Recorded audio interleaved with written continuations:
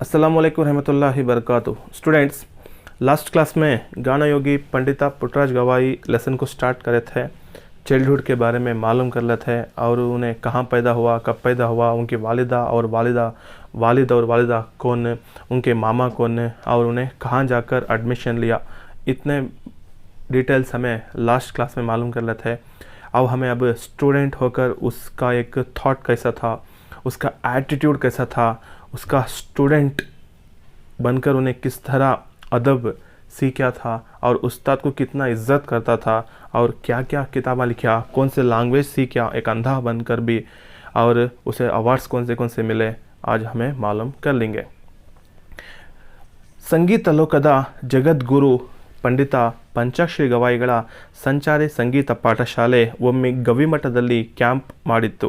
ಅಲ್ಲಿಗೆ ಮಾವನರೊಂದಿಗೆ ಪುಟ್ಟಯ್ಯನು ಬಂದು ಗುರುಗಳಾದ ಪಂಚಾಕ್ಷರಿ ಗವಾಯಿಗಳ ಶಿಷ್ಯತ್ವ ಸ್ವೀಕರಿಸಿ ಪ್ರೀತಿಯ ಶಿಷ್ಯರೆಲ್ಲರಲ್ಲಿ ಈತನು ಒಬ್ಬನಾದನು. क्या होता है, एक मर्तबा संचारी संगीत पाठशाले यानी इन्हों कैंप्स रखते हैं थी। कुछ महीने एक जगह कैंप रखे, कुछ महीने दूसरे जगह कैंप रखते थे। यानी इनको गवर्नमेंट से हो या दूसरे तरीके से हो, कोई से भी मदद नहीं मिलती थी। लोग जो भी इनको मदद करते थे उससे इन्हों पढ़ाई उनको देते थे, इलम देते थे। ऐसा एक मर्तबा संचारी संगीत पाठशाले ಒಮ್ಮೆ ಗವಿಮಠದಲ್ಲಿ यानी गदगा में एक बार कैंप रखे रहती। वो कैंप में बुलाने को आता है कौन, चंद्रशेखरಯ್ಯ कौन, पुट्टराजरा मावा, उसे बुला लगा को वहाँ एडमिशन दिलवाता है। और कुछ ही दिन में यानी स्टार्टिंग डेज में जो फेवरेट स्टूडेंट्स में इन्हें भी एक हो जाता है। हर उस्ताद को कुछ फेवरेट स्टूडेंट्स रहती, इसमें इन्हें भी जगह कमा लेता है। ಪುಟ್ಟಯ್ಯನು ನಾನೊಬ್ಬ ಅಂಧ ಬಾಲಕ, ನನ್ನಿಂದ ಏನಾಗಲು ಸಾಧ್ಯ, ಜಗತ್ತನ್ನು ನೋಡದ ನನಗೆ ಜಗತ್ತಿಗೆ ಏನು ಕೊಡಲು ಸಾಧ್ಯ, ಇದ್ದಷ್ಟು ದಿನ ಗುರುಸೇವೆ ಮಾಡುತ್ತಾ ಊಟ ಸಿಕ್ಕಲ್ಲಿ ಹೊಟ್ಟೆ ಹೊರೆದು ನೆಲ ಸಿಕ್ಕಲ್ಲಿ ಶಯನಗೈದು ಈ ಬದುಕನ್ನು ಮುಗಿಸಿದರಾಯಿತು ಎಂಬ ವಿಷಣ್ಣ ಭಾವದಲ್ಲಿ ಇರುತ್ತಿರಲಿಲ್ಲ। जब स्टूडेंट बनकर इन्हें आता है, इसका एक थिंकिंग किस तरह रहता है तो नानोब्बा अंधा बालक, मैं एक अंधा लड़का, मैं एक ब्लाइंड पर्सन, मैं एक ब्लाइंड स्टूडेंट, मैं ये दुनिया को देख सकता नहीं, मुझे दिन में भी अंधेरा दिखता है, रात में भी अंधेरा दिखता है, मैं इस कायनात की खूबसूरती को नहीं देख सकता, मैं क्या करे तो मैं क्या करने होता है, मेरे से क्या फ़ायदा है, कहाँ की थोड़ा खाना मिल गया मुझे टाइम के बराबर और जगह मिलने के सोने के लिए मुझे जगह मिल गई तो बस कर को सोच इसके दिमाग में कभी भी नहीं था। यानी निकम्मी सोच इसके दायरे में भी नहीं आती थी। मैं एक अंधा, मैं एक ब्लाइंड, सोने जगह मिला तो बस, थोड़ा खाना मिल गया तो बस पुक्कट में ऐसा ज़िंदगी गुजारा लेंगे, एक दिन मर गएंगे कर को इन्हें कम सोच कभी भी नहीं रखा था। इन्हें क्या सोचता था, हमेशा क्या सोचता था, देखेंगे पंचाक्षर गुरुಗಳನ್ನು ಅನುಸರಿಸಬೇಕು, मेरे उस्ताद को मैं फॉलो करना, मेरे उस्ताद को मैं फॉलो करना, पंचाक्षरी गुरुಗಳನ್ನು पंचाक्षरी गवाई को मैं फॉलो करना, ಅವರ ನುಡಿಯೇ ನನಗೆ ಮಂತ್ರ, ಅವರ ನಡೆಯೇ ನನಗೆ ಆಚಾರವಾಗಬೇಕು। उनकी जो एक बात है, उन्हें जो भी बात करती वो मुझे एक आयत की तरह उनके नक्शे कदम पर चलने का मेरा मकसद कर को डिसाइड होता है। 8 साल का बच्चा, 8 साल की उम्र क्या होती है, 8 साल की उम्र सेकंड स्टैंडर्ड की होती है। समझ मेरा 8 साल की उम्र में इतना बड़ा थॉट, इतना बड़ा एटीट्यूड, इतना बेहतरीन कैरेक्टर वो ब्लाइंड स्टूडेंट के पास रहता है, यानी पुट्टराजा के पास। मेरे उस्ताद को मैं फॉलो करना, मेरा उस्ताद जो भी बोलता है वो मुझे आयत की तरह, यानी हमें कुरान की आयतों को कितना इम्पोर्टेंस देती, कितना डर खौफ से पढ़ती, इतना इम्पोर्टेंस उन्हें भी उस्ताद के यानी टीचर की बातों को देता था। वो उसके नक्शे कदम पर मैं भी चलना, उसे फॉलो हो जाना कर को डिसाइड होकर उन्हें जो भी बोलता है उसे मानता चले जाता है। ತನ್ನ ಎಲ್ಲ ಸಹಪಾಠಿಗಳಿಗಿಂತ ಬಲು ಬೇಗ ಗುರುಗಳು ಹೇಳಿದ್ದನ್ನು ಗ್ರಹಿಸಿ ಕಲಿತುಕೊಂಡರು. ಗುರು ಶಿಷ್ಯರಿರುವರು ಅಂಧರು, ಗುರು यानी उस्ताद भी अंधा, स्टूडेंट भी अंधा।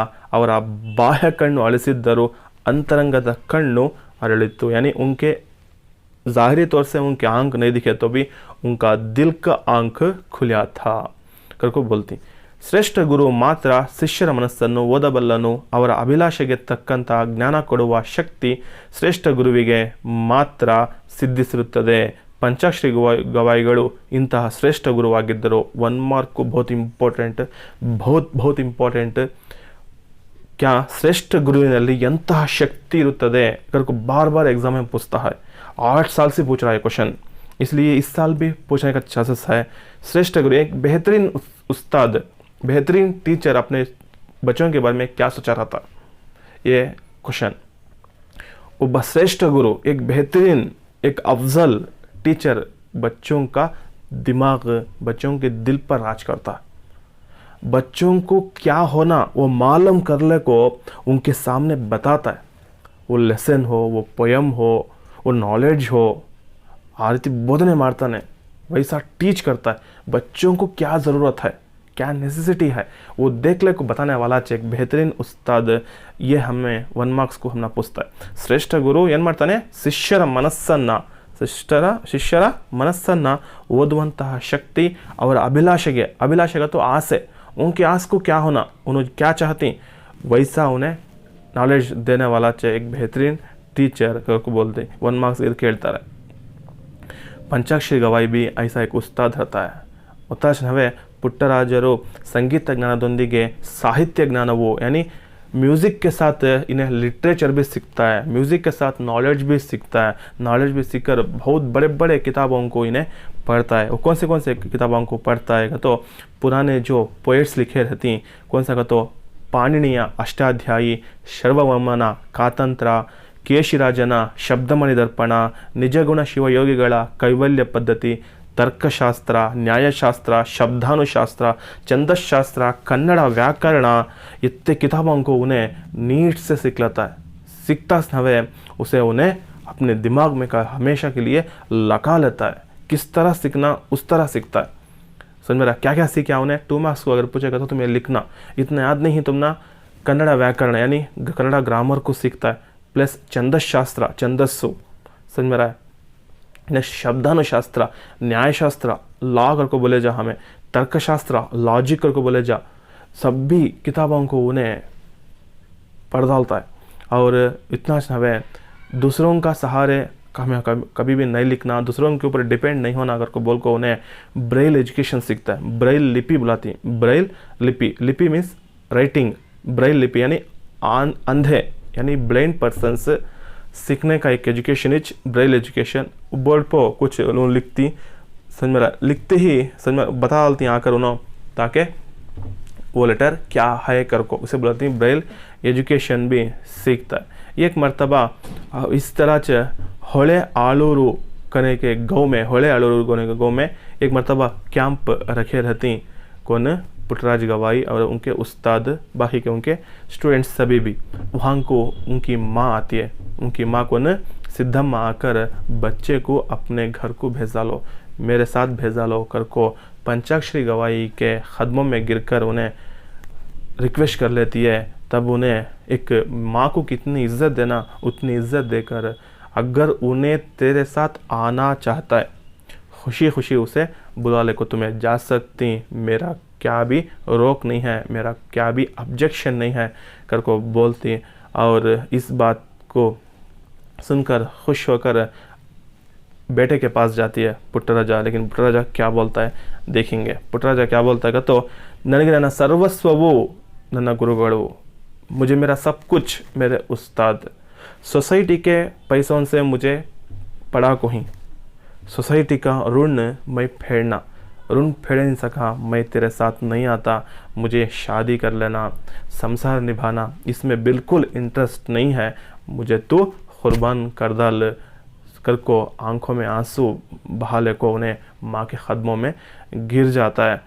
बेटा, रिश्ता, बीवी, शोहर, फैमिली, ये सब भी मुझे पसंद नहीं है.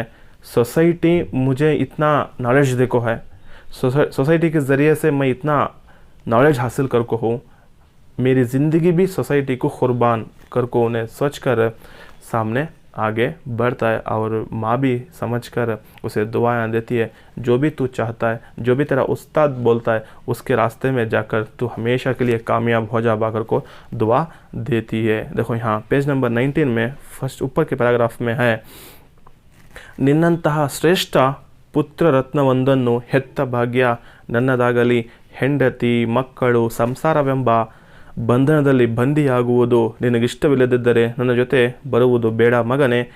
ಗುರು ಪಂಚಾಕ್ಷರರು ತೋರುವ ಮಾರ್ಗದಲ್ಲಿ ನೀನು ನಡೆದು ಅಮರನಾಗು ಕಂದ ಎಂದು ಮಗನನ್ನು ಅಂತಃಕರಣ ತುಂಬಿ ಹರಿಸಿ ಭಾರವಾದ ಹೃದಯದಿಂದ ದೇವರ ಹೊಸಪೇಟೆಗೆ ಮರಳಿದರು.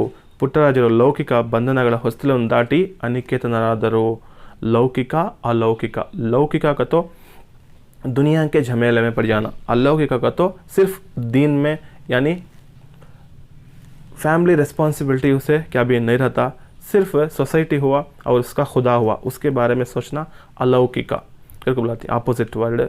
और माँ भी बोलती है तेरे उस्ताद दिखाए इस रास्ते में तुझ जाकर हमेशा के लिए खुश रहोगर को, उन्हें रोले को अपने गाँव को देवर हॉस्पिटल को वापस चले जाती है। फिर इतना नवे इसका उस्ताद गदा गदा पंचाक्षरी गवाई एक स्वदेशी मूवमेंट चलाता रहता है। गांधी जी स्वदेशी मूवमेंट क्या कहते तो हमारे मुल्क में जो भी कपड़े रेडी हुए रहती, खादी कपड़े, खादी क्लॉथ समझ रहा है, उसे हमें पहनेंगे। विदेशी क्लॉथ्स को यानी विदेशी कपड़ों को हमें बहिष्कार करेंगे, रिजेक्ट करेंगे कर को वो इसमें भी इन्हें हिस्सा लेता है। और उस्ताद जो भी बोलता है उसके बातों पे अमल करता हुआ ज़िंदगी में कभी भी उन्हें दूसरे मुल्कों के कपड़े नहीं पहनता। कोने ಪುಟ್ಟರಾಜ ಗವಾಯಿ ಸ್ವದೇಶಿ ಆಂದೋಲನ बोलाती, ಸ್ವದೇಶಿ ಆಂದೋಲನದಲ್ಲಿ ಕೈ ಜೋಡಿಸೋದಕ್ಕಾಗಿ ಇವರು ಕೈ ಜೋಡಿಸ್ತಾರೆ, ಮುಂದಾಗ್ತಾರೆ करके हमें बुला जा। इतना हमें इन्हें 3 लैंग्वेज सीखता है, मेनली लिखना भी जानता है और पढ़ना भी जानता है, बोलना भी जानता है। वो कौन सा 1 मार्क्स को पूछते हैं तुम ना, कन्नड़ हिंदी संस्कृत, कन्नड़ हिंदी संस्कृत यानी Kannada language, Hindi language, Sanskrit language को सीखता है। उतना समय बहुत सारे किताबों को 75 से ज़्यादा इन्हें पोइट्रीज को लिखता है। और इसके कामयाबी को देखकर हमारा कर्नाटक गवर्नमेंट नाडोजा अवार्ड इनको देता है, बसवश्री अवार्ड देता है, और इंडियन गवर्नमेंट पद्म भूषण गौरव डॉक्टरेट अवार्ड भी इनको मिलता है। और इतने बड़े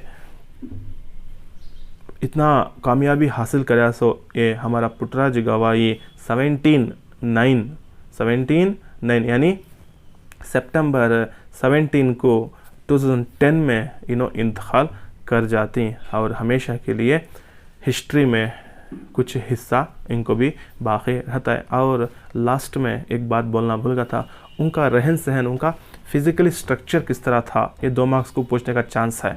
क्या क्या था देखो, वहाँ पेज नंबर 19 में ऊपर उनका इमेज है ऊपर फेटा पॉइंट वाइज लिख दो तुम्हें, तलेगे ಒಂದು फेटा, तलेगे ಒಂದು ಕೆಂಪು ಪೇಟ, लाल फेटा बनता था। नೊಸಳಲ್ಲಿ ಗೊತ್ತೋ फोरहेड समझ मेरा, शुभ्र नೊಸಳಲ್ಲಿ त्रिपुंड्र भस्म, 3 नाम समझ मेरा, बिड़िया उद्दने अंगी, लंबा जुब्बे की तरह एक शर्ट, कौन सा खादी यानी इंडिया में रेडी होते कपड़े।